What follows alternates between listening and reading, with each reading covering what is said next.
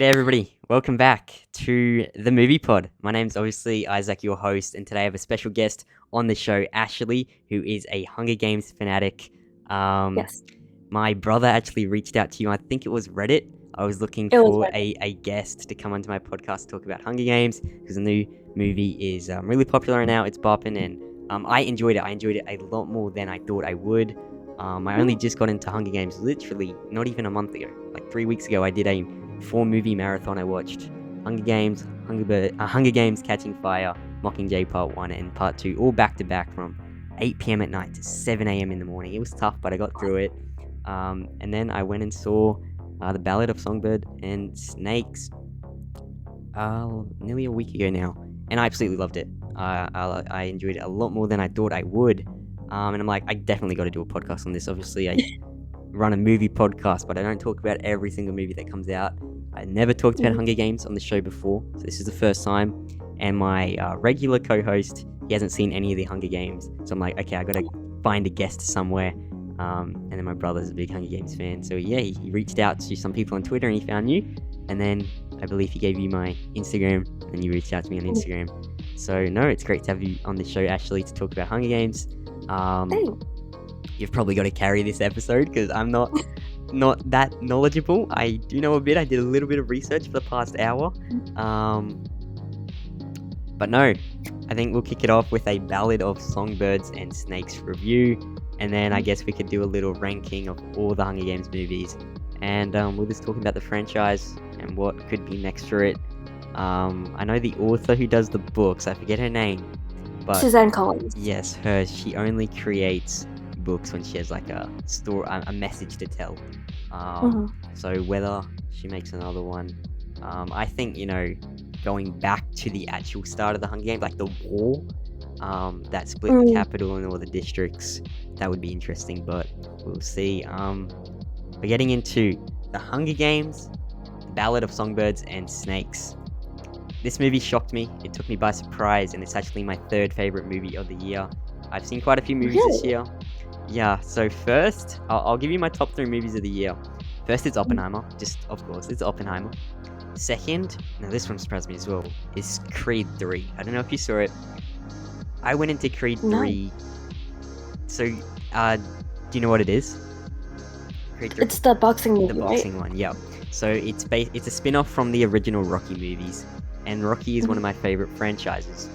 Creed 3 was the first one without the main character, Sylvester Stallone, playing Rocky Balboa. So I was going into Creed 3 really iffy. I was really scared. I was like, I'm not going to enjoy this. This is going to be terrible. I'm probably going to walk out of the theater. Well, hey, look at that. Second favorite movie of the year. Creed 3 was amazing. I did love it more than I should have. And I've noticed when I go into movies with no expectations or very low expectations, I come out loving it. Same with this new Hunger Games. I went in, not expecting much, because the first 4, watching them in a marathon, they were good. But watching them in a marathon for the first time was like, okay, wow, I'm new to the franchise and I'm watching them back to back straight, no breaks. So it did definitely change my viewing process of it all. I did enjoy them. I definitely need to rewatch the Hunger Games, but yeah, Ballad of Songbirds, third favorite movie of the year. Is it up there for you? The movies you've seen this year? Yeah. My top 3, and I think it's a tie between Barbie, the Taylor Swift movie, and Hunger Games. I'm not the biggest cinephile, so I have watched others, but for some reason those are my top 3 hits. Barbie was another big surprise for me. I went into that watching it just because of the Barbenheimer meme, because of all the hype around it. Did not expect anything. I thought Barbie would be something not for me, right? I enjoyed Barbie. I enjoyed it. It was very different to what I thought it'd be, and I really enjoyed Barbie. So, 2023 has been quite a good year for movies, and nearly at the end of the year. Next movie coming out, big one like Wonka. Pretty excited for that. But no, Hunger Games, Ballad of Songbirds and Snakes did take me by surprise. So let's just... I was waiting for this. Sorry, you go. Oh no, I've been waiting for this movie for since I read the book. Yeah. And I remember when they announced it, I was so excited. And up until when they announced the dates of release, I was on my phone, when is the soonest I can watch it? Yeah. I did hear about it at the start of this year. I made a podcast episode ranking how hyped I am for all the movies coming out this year. Mm. And I believe I put Ballad of Songbirds and Snakes in D tier, just because I had never seen any of the Hunger Game movies. And then my brother became a big fan of them, and then we went to the marathon just a few weeks ago. I just tagged along. I hadn't seen them before. I'm like, why not? Yeah, I'll give them a shot. And the first one I really enjoyed. We'll get to the ranking soon. First one I really enjoyed, and then we watched, and then obviously the other ones played, and it was just really hard watching them for 11 hours. It went for 8 p.m. to 7 a.m. It was a mess with my sleep schedule. But no, it was. I don't know, this franchise, I don't know, it came out 10 years ago, 2013 was the first one? Is that right? 2012? No, it's been longer. Because I read them when I was in elementary school. Right. And let me just quickly search it up, because now I'm curious. Yeah, because they came out when I was in, like, my, not prime childhood, but when I was in my childhood, so I think I just missed the hype of them. Yeah, the movie came out in 2012, but the novels came out in 2008, 2009, and 2010. Wow, I was one when the first novel came out. That's crazy. And then I just never got into the movies.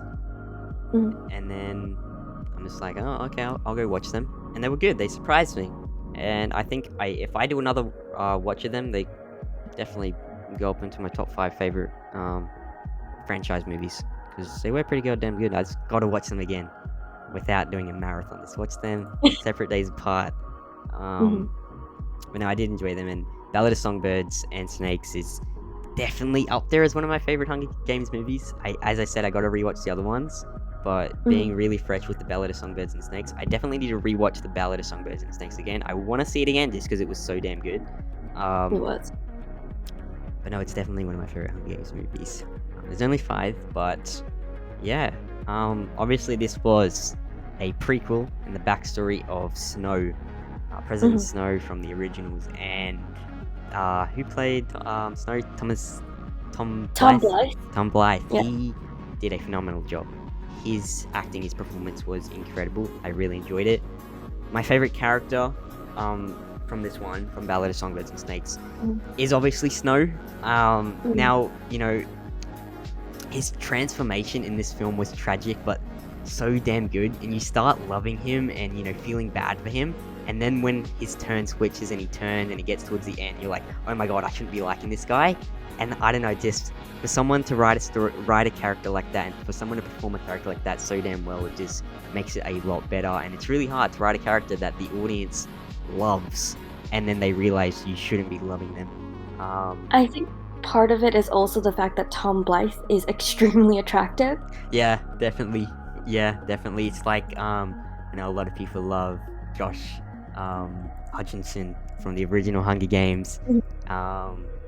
But no, Tom Blythe, he did a great job as young Snow, and he played the character insanely well as a younger version. And the switch from, I don't know much about like his character and all that. Obviously, I don't know much about the franchise as a whole. But is it right that from the start of the movie, was he always still selfish? And is that right? He always just wanted to do stuff for himself. Like I've read a bit online. Did he really like Lucy Gray? That's like a theory that's been going on, because in the books it shows that he's so much more psychologically manipulative. Yeah. Like there are parts of the books where he straight up refers to Lucy Gray as his, and they didn't really capture that in the movie because it's a lot of inner dialogue. So and I can see why. But in the books he's a lot more possessive, a lot more manipulative.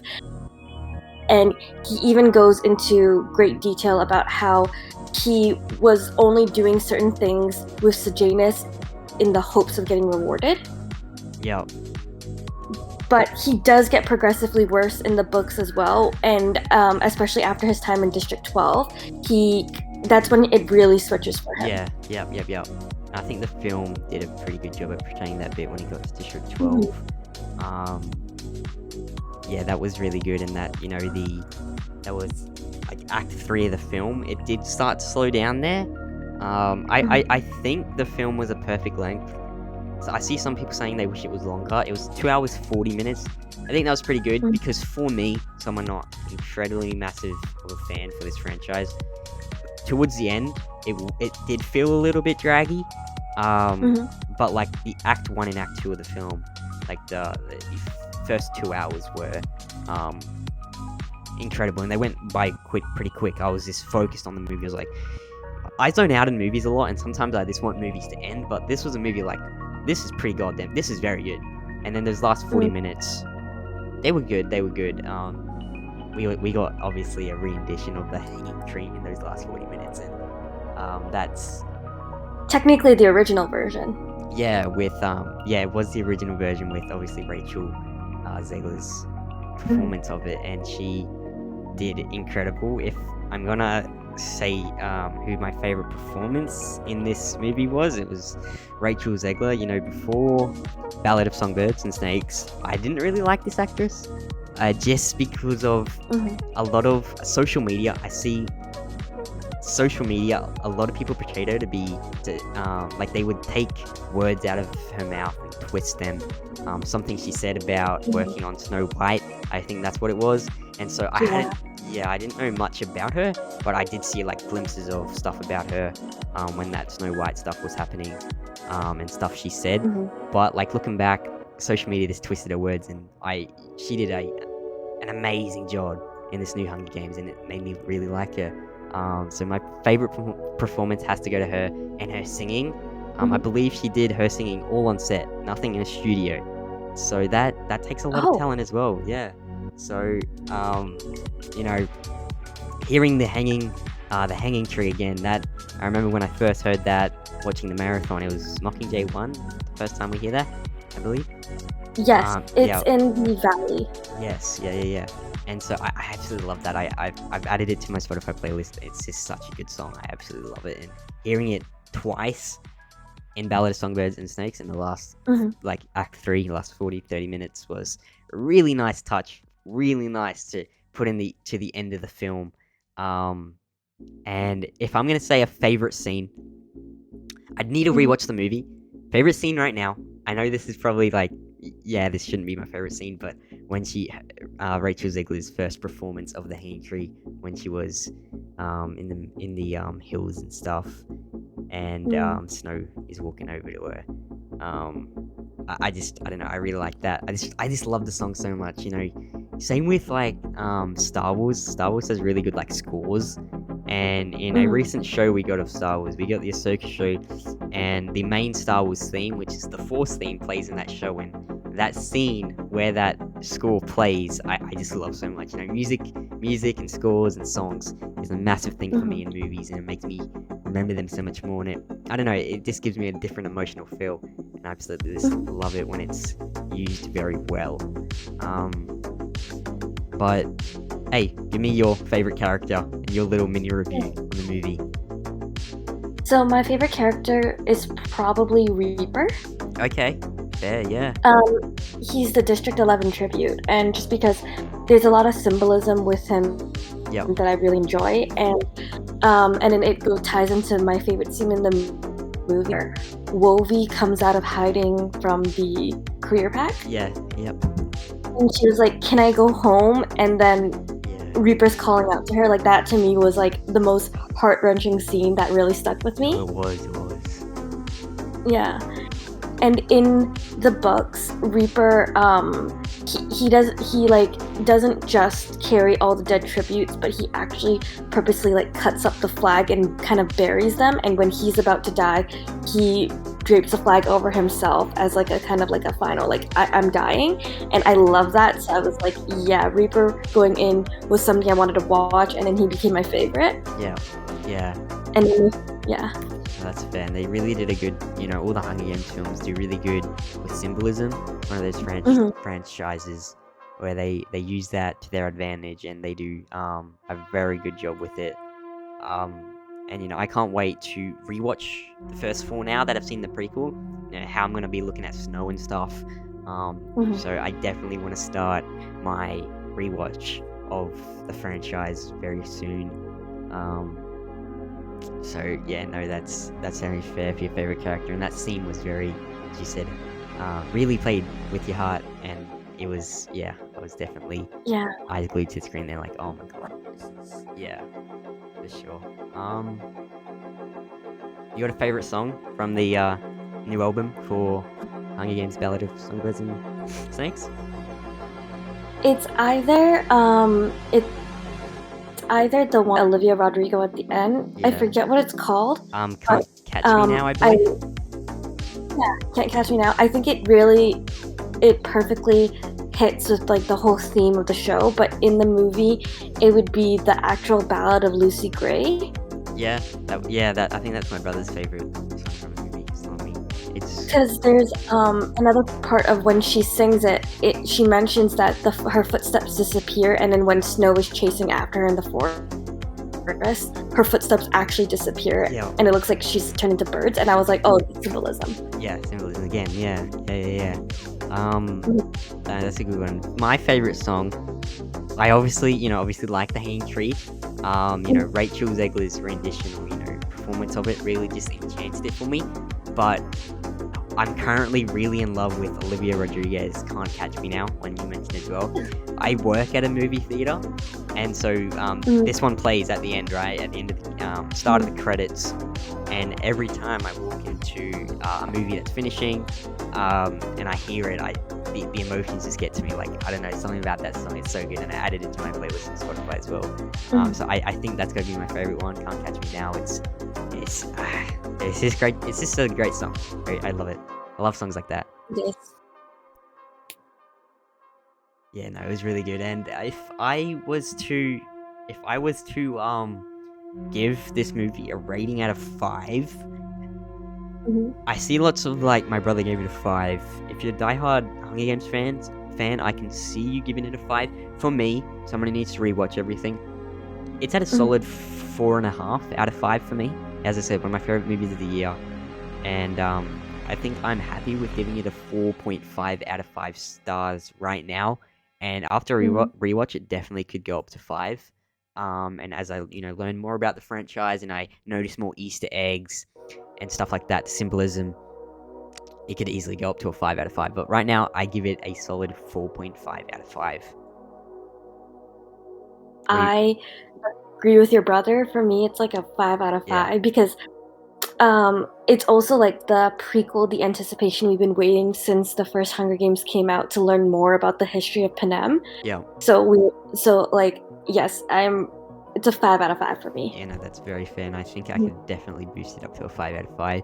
Once I rewatch everything, and if the Easter eggs and just the whole overall story becomes more clear to me, easy 5 out of 5. I can see that being a 5 out of 5 for a Hunger Games fan. And it was just a great movie in general, and it'd be interesting to see. I was discussing with my brother if it will get nominated for any Oscars, how it will do at the Oscars.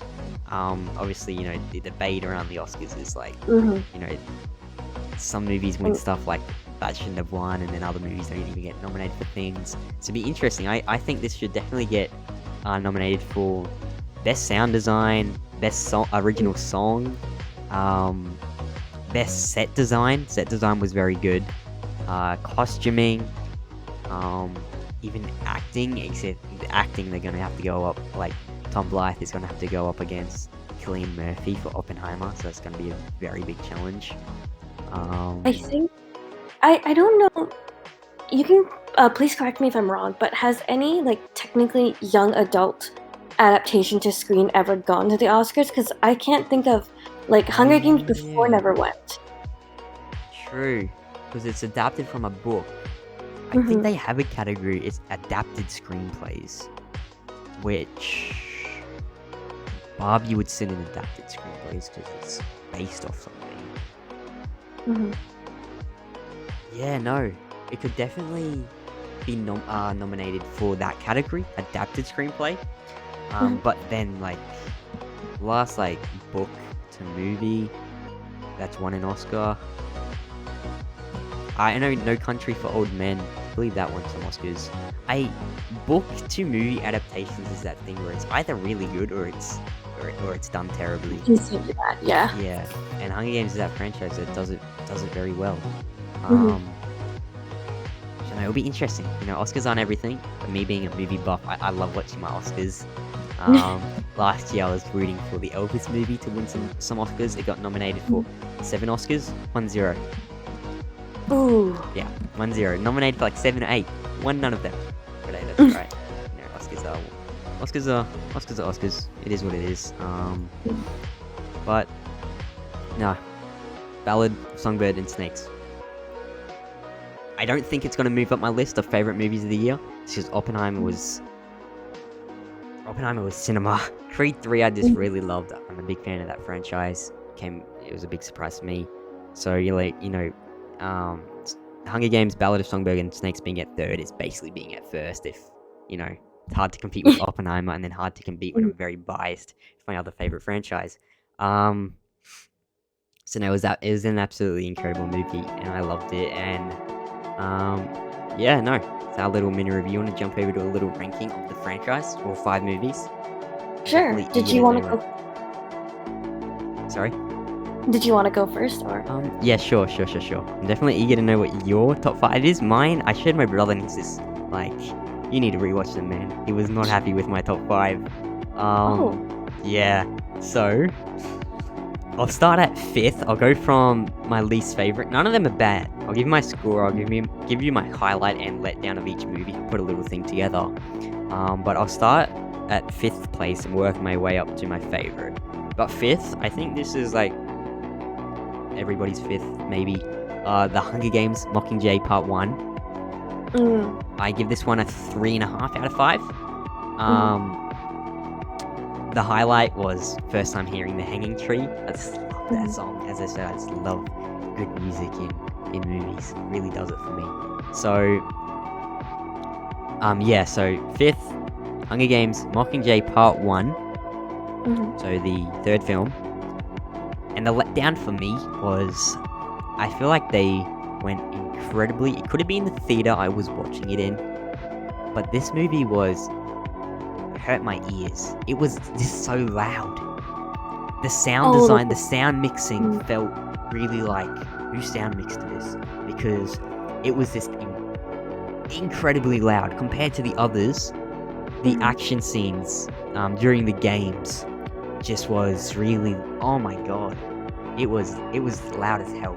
That was this one thing that really bugged me, and it made me want the movie to hurry up and end, because when we were in those like battle scenes and action scenes and it was incredibly loud, it made me like feel rushed in the moment. I was like, can this scene hurry up and end? It is so loud, it's hurting my ears. And it was like, this was number 3, so it was like 3 a.m. at this point. I was getting tired, and it was just pissing me off how loud it was. I'm like, please just turn it down. It could have been the theater I was watching it in.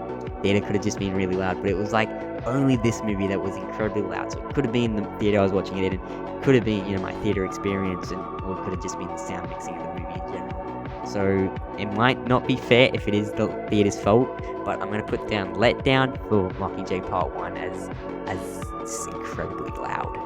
But I still give it a 3.5 out of 5. It did feel pretty slow as well. Yeah, that's my 5th. Do you want to give me your 5th, and then I'll go 4th? You go 4th? Do that? Same, but for different reasons. Right, yep. Like, I know that they had to do it really slowly, because I think the Mockingjay books, it was too much for one movie, so they had to split it. Split it into 2, right, yeah. The way they did it was okay, but I don't know, for me it was, like, again, it was really slow. The sound, I never noticed that issue, but again, maybe it was your theater, and because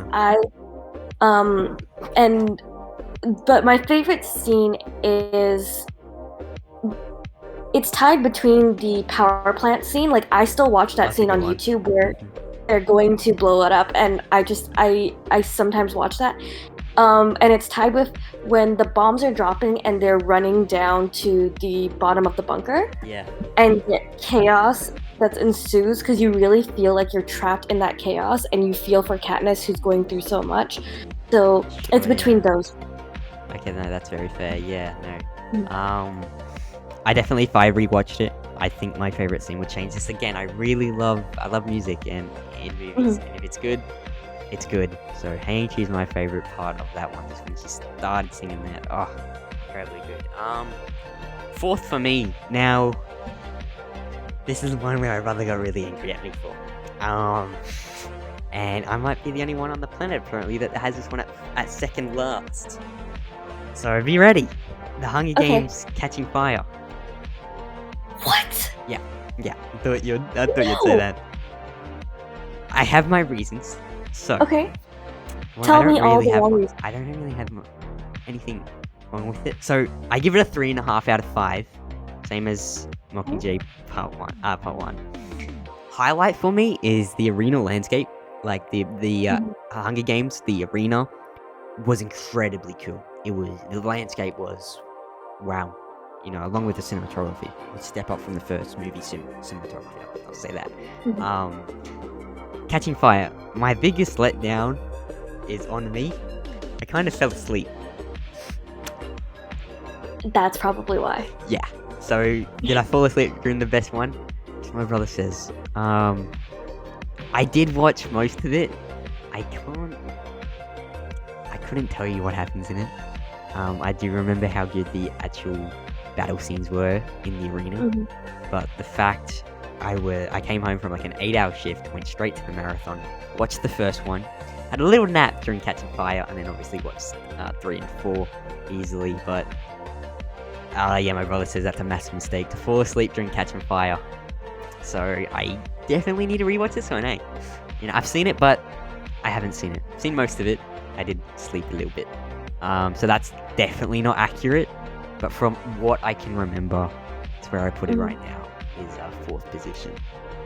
Yeah. Oh, that just hurts a little. Yeah. I knew it would. What do you got it for? For me, it would be Mockingjay Part 2. Okay. Yeah. And I think it's just because, like, 1 and 2 have so much more world building and development, which is what I really enjoy. So that's why I think 4, like the end where you're just in the Capitol and talking to Snow. But and also I'm really pissed off that Prim died. I'm still not over that. Yeah. My brother's talking to me about that, and I think I wrote in my notes that a lot of people did not like that, eh? Yeah, no, like I'm really mad that she died. I understand why she had to die, but that makes me really mad. And then but there are quite a few great scenes like that. If you didn't read the books, I loved when the theater saw Katniss just shoot coin. Oh yeah. That was really predictable for me. I really? I'm like, she's not gonna shoot Snow. I knew she wouldn't. So no, I knew she was gonna shoot her. But no, it's still really cool, and you know, it was hype. There's also one, like, there's a clip, if you play them back to back, where Snow is having like a round table meeting, and then if later on when Coin is having it, she's sitting in the exact same spot as Snow, and I thought that was a great way of showing that she's just like Coin. She's just like Snow. Wow, Hunger Games movies, they do a really good job at like throwing those small things into the films that, you know, make sense, and, you know, little add to the symbolism, add to it all. They really do. Really good filmmakers, really good author of the books, obviously. So third for me is Mockingjay Part 2. I actually really like this one. I give it 4 out of 5. Oh wow. I love endings. Like, I'll take Star Wars for another example. Star Wars number 6 is where the story ends for me. The ending of Star Wars 6 is incredible. It's my favorite ending in cinema, and Star Wars 6 is my favorite movie ever made, mainly because of that ending. And Mockingjay Part 2 had a really satisfying conclusion, for me at least. I really loved it, and when a story ends really good, it just makes everything else worth it. Everything that became before it. So, Star Wars, obviously, well, George Lucas, original creator of it, sold Star Wars to Disney, and then they made Star Wars 7, 8, and 9. 9 is the last one, and it is a utterly disgrace of a ending to the franchise, for me at least. So that really bugs me how Star Wars doesn't have its real ending is number 9, but to me it's number 6. And so I'm just glad the Hunger Games had a really, really strong, satisfying conclusion. And obviously this is the last one for, one that, there won't be a 5. There's really nothing to tell, right? They could do another prequel for something. They could do in between Ballad and the original Hunger Games. They could go before Ballad, sure. But this being a satisfying conclusion for now is, I love it, and it really enhances the movie for me. The letdown, Finnick's death. It was just a bit, damn, man. Oh. Damn. Yeah. But I get it. It had to happen, but, it happened. Me too. I guess. No.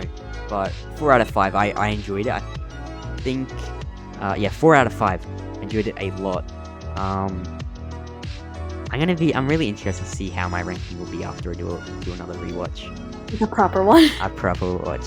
Especially Catching Fire. My brother hypes it up. And I'm like, I don't even really remember it. But that's what happens when you do a 4-movie marathon back to back. So for my yours. What's your third? Oh, for my third, it would be Catching Fire, and it's just because I really liked how you got to meet the different victors of the different games, and you built more world building.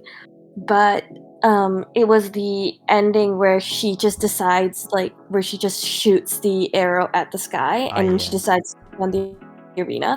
Because I don't know, for me, that mental state of, you know what, screw it, if I'm going out, I'm taking everyone with me. I was just like, that is something that, because I feel like in the rest of the show, she was forced to perform someone she wasn't. She had to be the Mockingjay, even though she didn't want to be. She had to be the person that Peeta was in love with in the first one until she fell in love with him. But that moment, that was a very, in my mind, a very true Katniss moment. Yeah. No.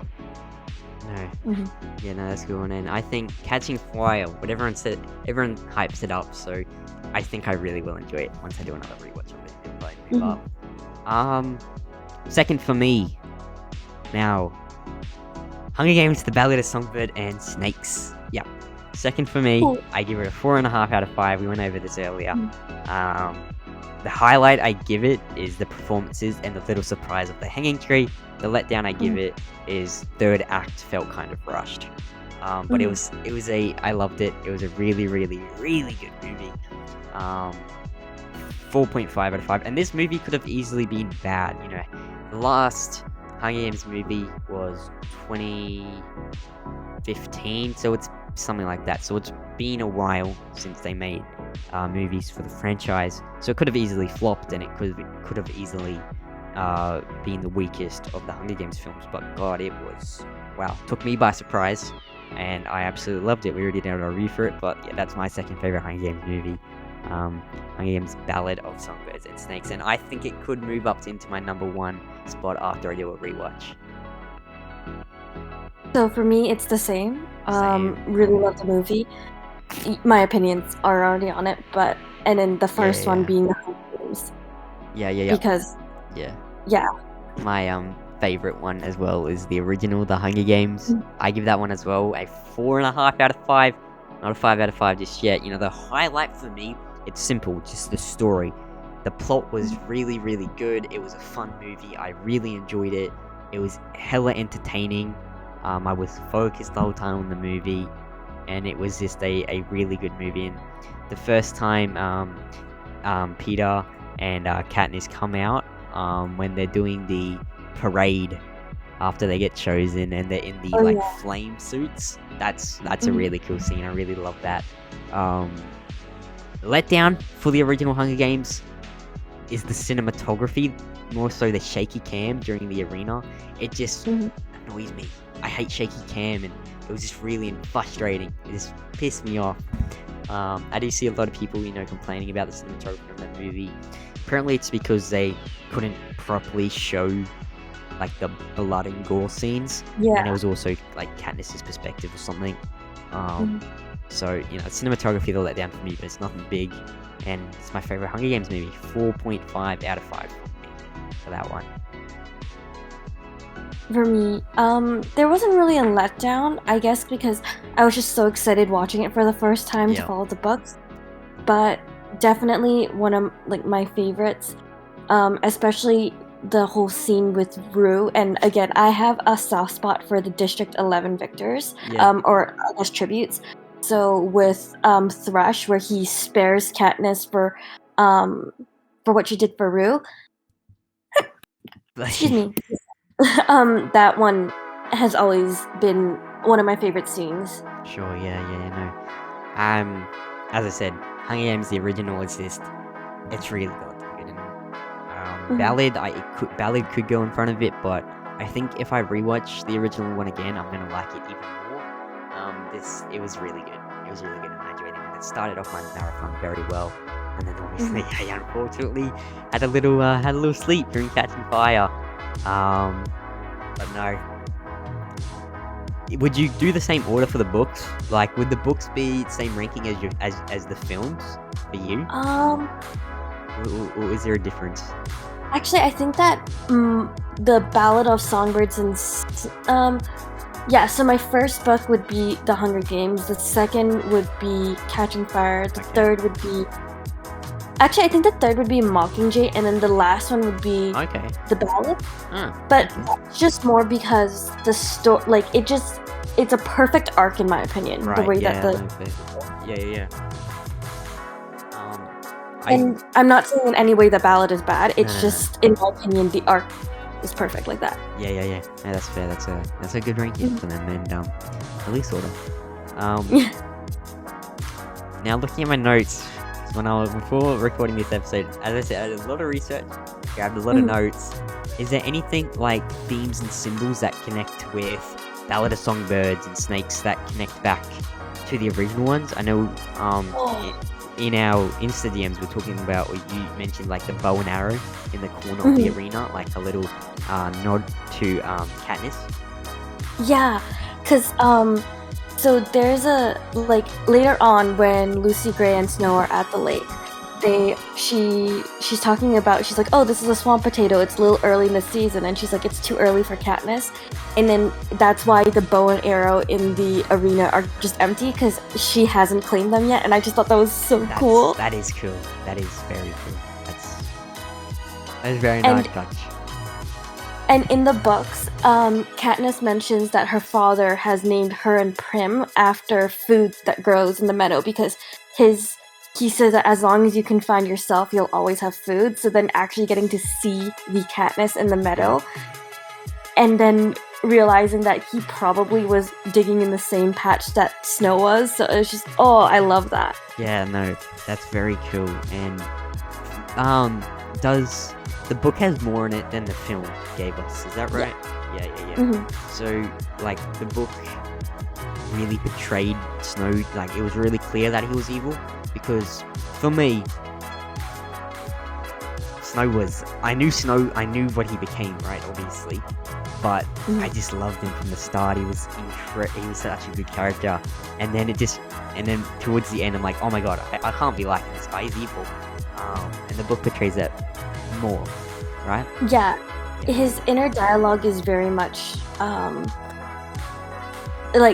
of like the typical, nice guy, if that makes sense, When he first hears about Lucy Gray singing about her lost love, he's just like, do I even want to help her? What if she's just using me? That was what made him question.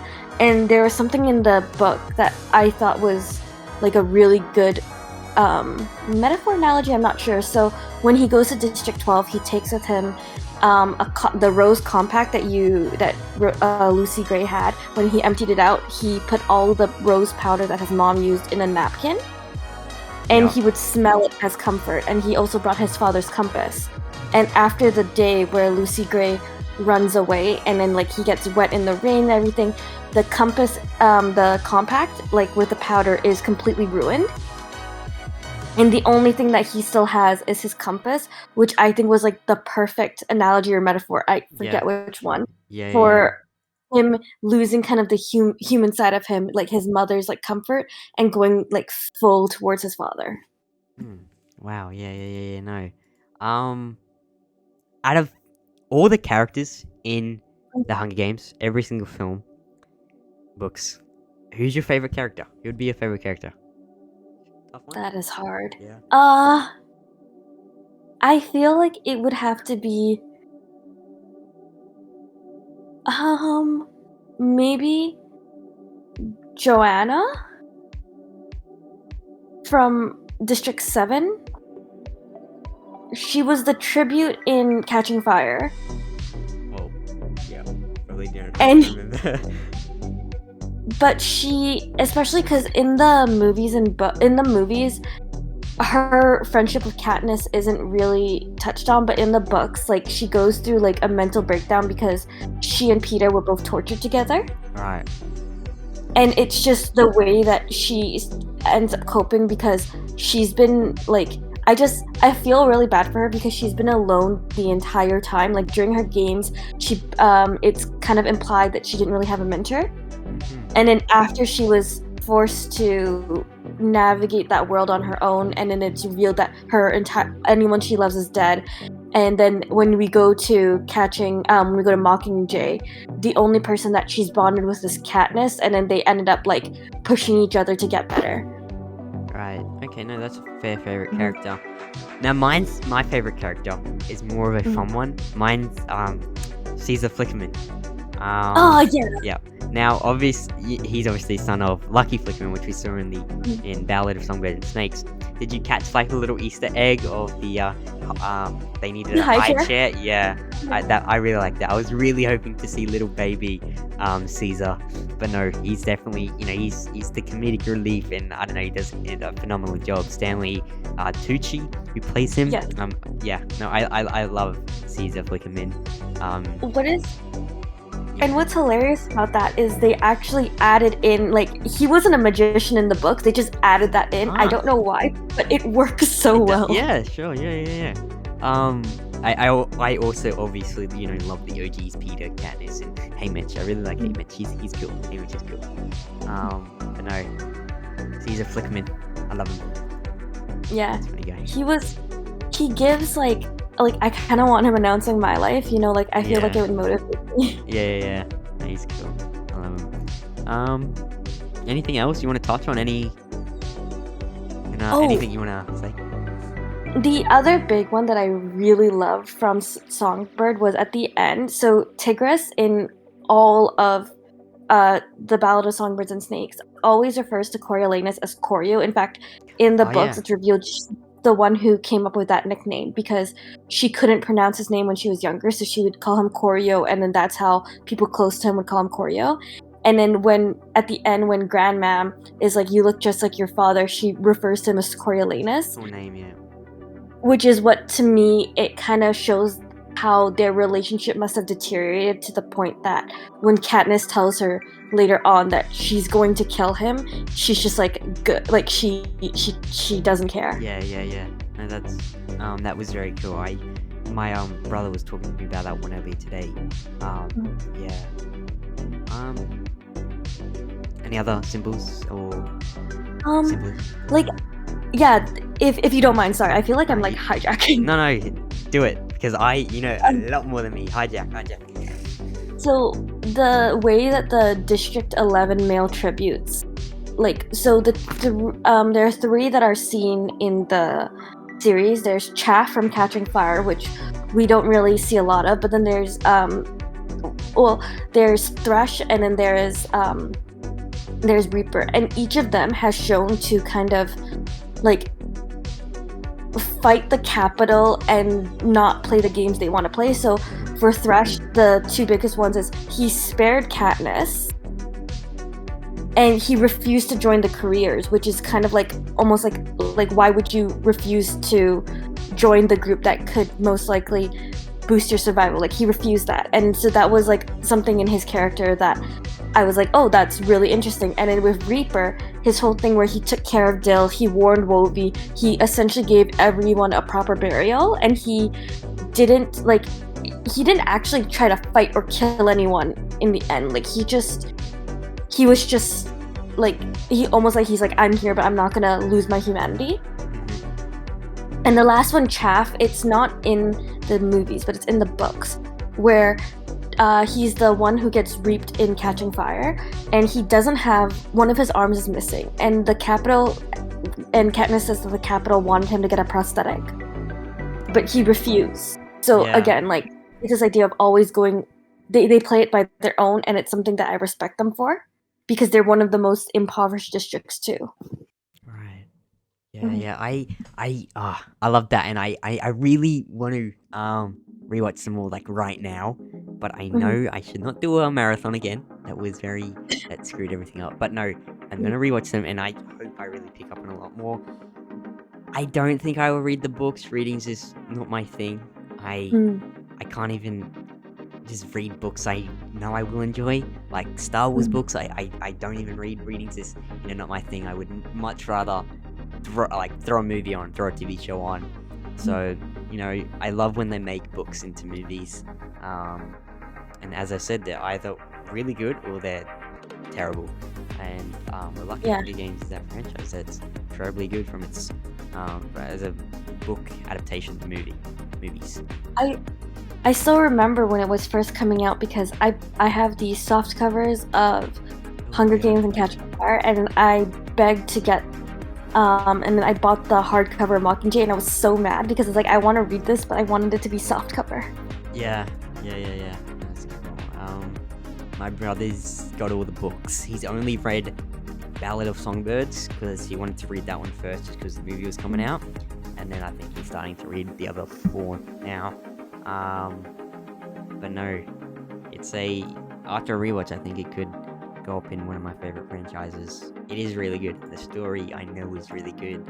I just gotta watch them more times. I've seen them all once, and not all Catching Fire. There's also a lot of symbolism in the show itself, because in the books itself, around food. Like, they didn't really.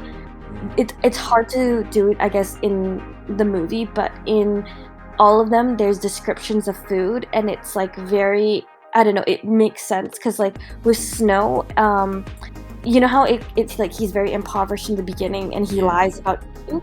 In the books, it should like he is like straight up like almost starving for a lot of it. Like, he is hungry, he doesn't have any food at home, so he has to pretend that he is full enough to put on airs, but when he actually gets to the academy and there's food, he has to be very careful of trying not to make it obvious that he's starving.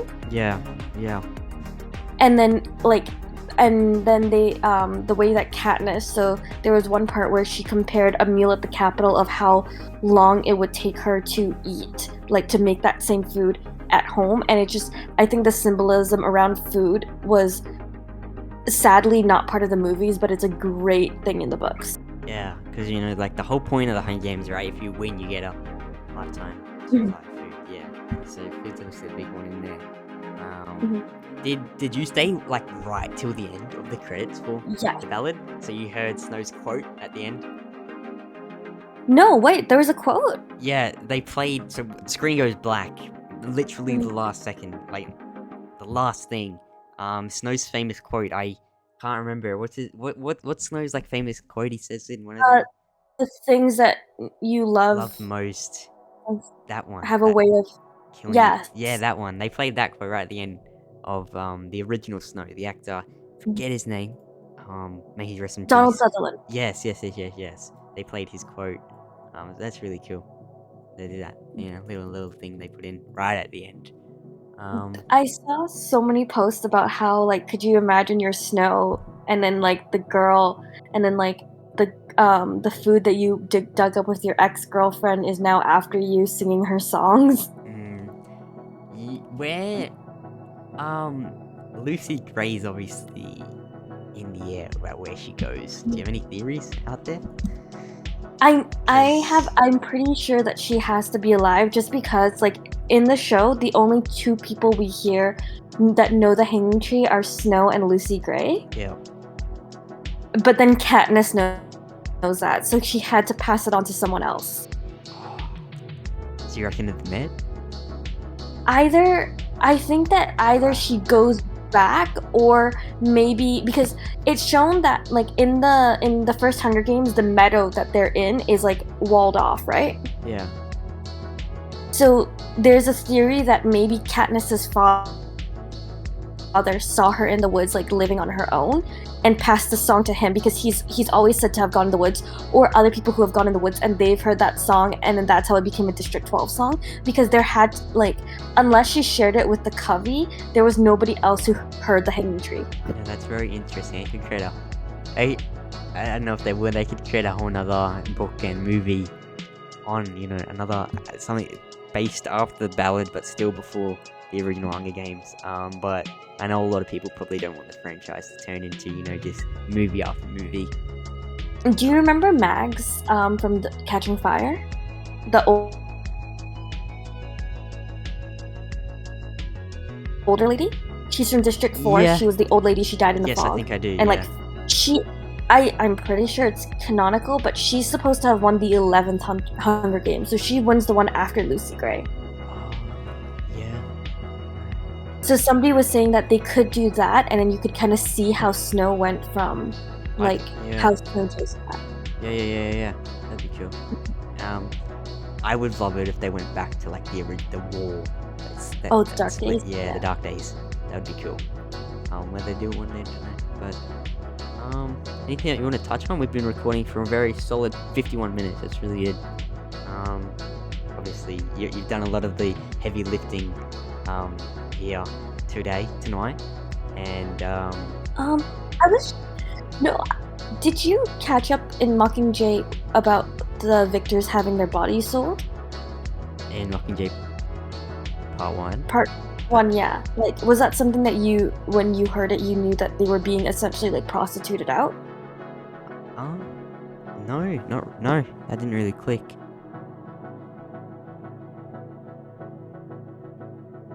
Do it, but in the books it's a little bit more delved in, and then like she confirmed it outside. But so essentially any victor that's deemed eligible or like desirable gets like essentially prostituted out by Snow. And Finnick says that he won the games when he was 14, so they had to wait 2 years, and then so that's why he had so many lovers in the capital. It wasn't because he wanted them; it's because Snow did that. And in the books, he also mentions that he isn't sure, but he thinks that Tigris had to sell her body in order for the family to survive, and how he hated sex workers. So I don't that's the other things, like how did it flip from he hated them so much to he's selling their bodies. Right. Yeah, no, nothing. I didn't even click on that. Yeah. And it takes Finnick's character to a whole other level. It's like why he's so hypersexualized. It isn't from his own doing. Yeah, no, is it more portrayed in the books? It's kind of touched on, like it's not, they don't outright say it, but it's very clear. I think it's because it's like even that's really dark for like this kind of series. Yeah. No, it is. Wow. I feel like reading the books, obviously they add a lot more. But I want to know the full picture of it, like the full story. But I would never get around to reading a full book of it. Just couldn't do it. Maybe an audiobook. Maybe. The books, especially the Ballad of Songbirds. I want to know, that inner monologue of Snow. I'm gonna tell you straight up, the Ballad of Songbirds Snakes, the audiobook, it's good. But the person who narrates it, he does an amazing job. Yeah. But when he sings, it is just... Oh, yeah. How do they do the singing in the books? They sing. So you gotta, when you're reading it... Oh, that's interesting. I've never really read a book with singing in it. That's cool. Yeah, he did an amazing job, but his singing is... bit... He's not Lucy Gray, that's all I'm gonna say. Yeah, no. Huh. That's funny. I want to listen to that now. I'm very curious. Let me know when you want to wrap it up, because I've got nothing more to say. I know. Oh, it's up to you. I mean, I'm pretty good. Yeah. Yeah, because if you want, I can do a deep dive into each district's history, but I feel like there's not really time for that. So yeah. You've done a lot of heavy lifting. I appreciate it. I needed someone knowledgeable about the franchise to come on, do this review, ranking, and this overall rant about the franchise. So no, it's been good. A lot of the symbolism you dived into is very interesting, and I definitely got to give it another watch. And I'll update my ranking, and I'll let you know what I think of Catching Fire, like properly. And then they ever make another Hunger Games movie one day, hopefully. Come back on for another review. Sure. But no, it's been really good. I've never talked about the Hunger Games on my podcast before, so it's always good to switch it up quite a bit. I do lots of Star Wars and Marvel content on the podcast, so it's nice to switch it up, talk about something else. So no, this was a really good time, and learning a lot more about the franchise. So thank you for that. And I'm definitely gonna go. I'm on holidays now, school holidays, so I've got like 9 weeks to outside of working, watch all the movies. 9 weeks? 9 weeks, Australia. Yeah, we get 9 weeks, end of the year, from end of November until end of January, start of February. Yep. Oh, I'm so jealous. Yeah, okay. And then into my last year of high school next year. Thank Christ. I cannot wait to finish. So, what are you planning on doing after? After, I want to go to university and study film and business marketing. Those two those two majors. Definitely film. Film's a big one I'm very passionate about. Always have been. Part of the reason, I do this podcast, talk about movies. I love movies in general, movie making. I do film at school. Directing and writing stories. I just love doing that. So hopefully go to uni, do that, and do a double degree with business marketing, as a backup, because film industry is a hard one. It's very, so gotta have a backup there. But no, that's my passion, is film. So yeah. I'm in Vancouver, so I know about the film industry, because like a lot of people here still don't have jobs because of the strike. Yeah, true. When they pulled out of BC, it was like a big deal, but I still love my movies, so yeah, of course. But no, this was a really great time. Thank you, Ashley, for coming on to the podcast. Thanks for having me. Thank you. I know it's really early in the morning here. What, it's like 6 a.m. for you now? Yeah, I'm just gonna start my day now. Right, yeah. So sorry for it to be so early. But no, thank you for coming on. It was a good chat. And thank you everybody for listening to the Hunger Games. My regular viewers. You guys who, something different for us to talk about.